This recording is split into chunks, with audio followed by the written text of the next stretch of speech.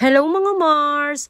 Marami nga ang nagtatanong sa akin kung paano ko daw niluluto itong aking paninda na maha blanca. Sa totoo lang mga Mars, medyo komplikado yung pagtuturo ng maha blanca kasi ang mahirap dito yung pinakatubig na gagamitin mo sa maha blanca. Kapag kulang sa tubig o liquid ang maha blanca, ang mangyayari dito una ay mabilis tumigas. Pangalawa ay mahirap haluin kasi nga matigas. Kapag sumobra ka naman sa paglalagay ng tubig, maaaring hindi maganda ang kalalabasan ng pagluluto mo. Pwede ito maging malabsa, malambot, at hindi mo mahihiwa na buo yung pinakamaha blanca mo kapag naluto na. Kaya naman sa video ko na ito ay gusto ko lang kayo bigyan ng idea o maipakita ko sa inyo kung paano namin niluto itong aming paninda na maha blanca. Sa isang malaking kawa, bali naglagay ako rito ng unang piga ng nyog at pangalawang piga ng nyog. Bali nakapaglagay ako rito ng 1 litro at kalahati yung liquid or gata na nailagay ko. Nakapaglagay na rin ako ng mais sa lata, yung buo ang nilagay ko. Pwede rin naman kayo maglagay ng durog na mais kung gusto ninyo. Yung nilagay kong asukal ay 1 kilo pero hindi ko inubos, nagtira lang ako ng kaunti. At dahil kulay puti ang maha blanca, dapat white sugar yung gagamitin natin. At 1 kilo nga pala yung cornstarch na gagamitin natin dito.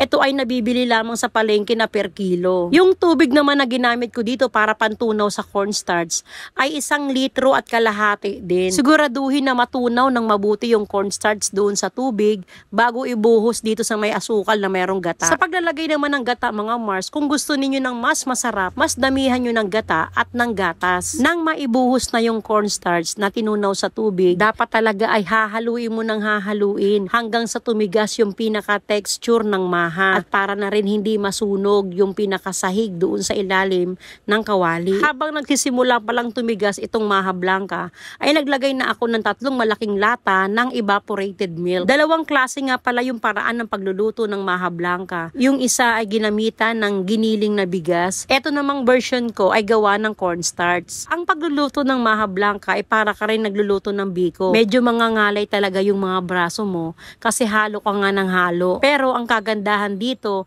ay mas mabilis maluto itong maha blanca kaysa sa biko. At nakita nyo nga rito na habang hinahalo itong maha blanca, unti-unti naman siyang tumitigas at nagiging buo. At alam nyo ba mga Mars kung sino talaga yung pinaka-eksperto sa pagluluto ng maha blanca? Ito ay si Mister. Magaling si Mister pagdating sa texture ng maha blanca.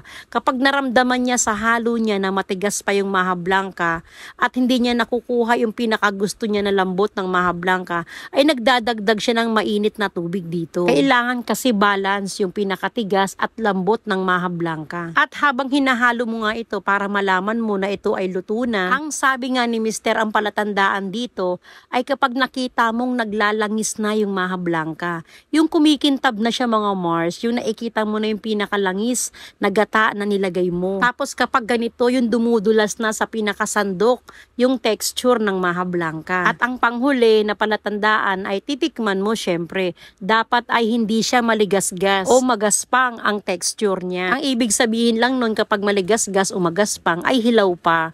Konting halo pa hanggang sa maging smooth yung pinaka-texture nito.